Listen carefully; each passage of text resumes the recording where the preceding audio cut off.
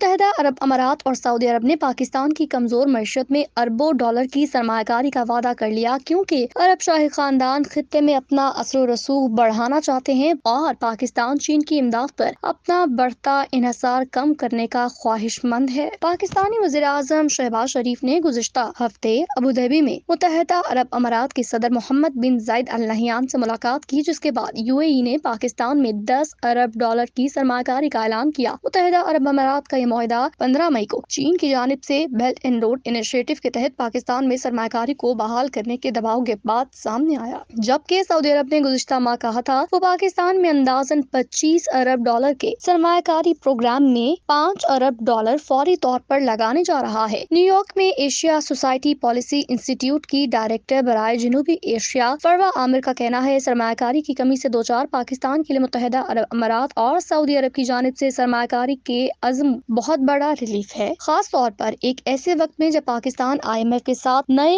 بیل out package کے لیے مذاکرات کر رہا ہے۔ فروا عامر کے مطابق متنازع عام انتخابات کے بعد مارچ کے اوائل میں حکومت میں آنے کے بعد سے شہباز شریف کی حکومت نے مالدار خلیجی شاہی ریاستوں خصوصاً سعودی عرب اور متحدہ عرب امارات کے ساتھ اعلیٰ سطح پر رابطوں کو مزید فعال کیا اور اپنی توجہ باہمی تعاون کو مزید مضبوط بنانے اور پاکستان کے اہم شعبوں میں سرمایہ کاری کو فروغ دینے پر مرکوز کر دی۔ انہوں نے مزید کہا یہ اسٹریٹجک گٹھ جوڑ وسیع تر علاقائی رجحانات کا عکاس ہے، جہاں خلیجی ریاستیں خطے میں اپنا اثر و رسوخ بھرپور انداز میں بڑھا رہی ہیں۔ بھارت سے متعلق حالیہ اقدامات بھی اسی جانب اشارہ ہیں۔ یہ سرمایہ کاری اس لیے بھی ممکن ہوئی کیونکہ پاکستان نے گزشتہ سال جولائی سے IMF کی ہدایت پر ملک میں کئی کفایتشار پالیسیاں مرتب کی۔ یہ شرائط IMF نے پاکستان کے لیے 3 ارب ڈالر کے ہنگامی بیل آؤٹ پیکج سے قبل رکھی اور اس پیکج نے پاکستان کو بین الاقوامی ادائیگیوں کے معاملے میں ڈیفالٹ ہونے سے بچا لیا۔ IMF نے اس پروگرام کی آخری قسط کے طور پر 1.1 ارب ڈالر یکم مئی کو پاکستان کو دیے۔ فریقین کے مابین حال ہی میں اسلام آباد میں کم از کم 6 ارب ڈالر کے نئے ریسکیو پیکج کے مذاکرات بھی ہوئے۔ یہ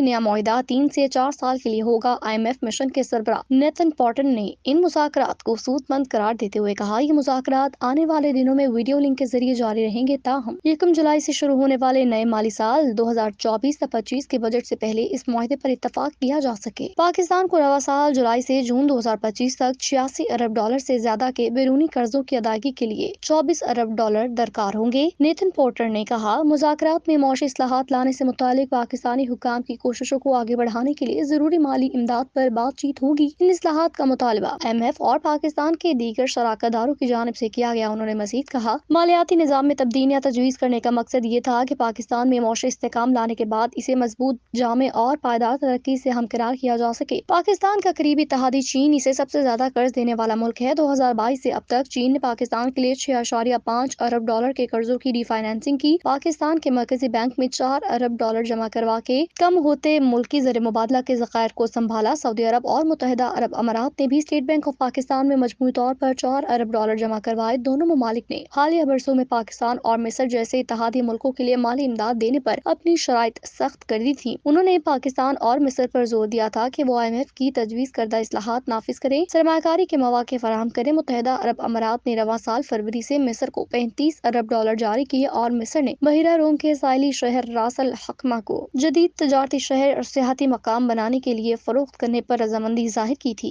ایشیا سوسائٹی پالیسی انسٹی ٹیوٹ سے وابستہ فروا عامر نے بتایا خلیجی ملکوں کے لیے یہ شراکت داری محض خیر سگالی کے اشاروں سے کچھ زیادہ اہمیت رکھتی ہے۔ ان ملکوں کو پیچیدہ جغرافیائی اور سیاسی حرکیات کے تناظر میں اپنے قدم مضبوطی سے جمانے میں زیادہ دلچسپی ہے۔ انہوں نے مزید کہا عرب ریاستوں میں پاکستانی تارکین وطن کی ایک کثیر تعداد آباد ہے، وہاں کی معیشت میں ان پاکستانیوں کے کردار کو بھی نظر انداز نہیں کیا جا سکتا۔ سعودی عرب اور متحدہ عرب امارات میں 40 لاکھ سے زائد پاکستانی کام کرتے ہیں، ہر سال کروڑوں روپے وطن واپس بھجواتے ہیں۔ فروا عامر کے مطابق پاکستان کویت اور قطر سے سرمایہ کاری حاصل کر کے اپنی معیشت کے انتہائی اہم شعبوں میں مزید لچک پیدا کر سکتا ہے۔ یہ پاکستان کے بہترین مفاد میں ہے کہ وہ محض چین اور IMF پر انحصار کرنے کے بجائے اپنے سرمایہ کاروں اور مالی امداد دینے والے ملکوں کے نیٹ ورک کو مزید وسعت دے۔ کراچی میں مالیاتی خدمات فراہم کرنے والی ایک کمپنی نیکسٹ کیپٹل کے منتظم اعلیٰ نجم علی کہتے ہیں گزشتہ سال سے ہونے والی اصلاحات کے نتیجے میں مشرق وسطی کی حکومتیں اور بیرونی سرمایہ کاروں کا پاکستان پر اعتماد بہت حد تک بڑھ گیا ہے۔ پاکستان کی طاقتور فوج کی زیر نگرانی قائم ہونے والا ادارہ خصوصی سرمایہ کاری سہولت کونسل اس کی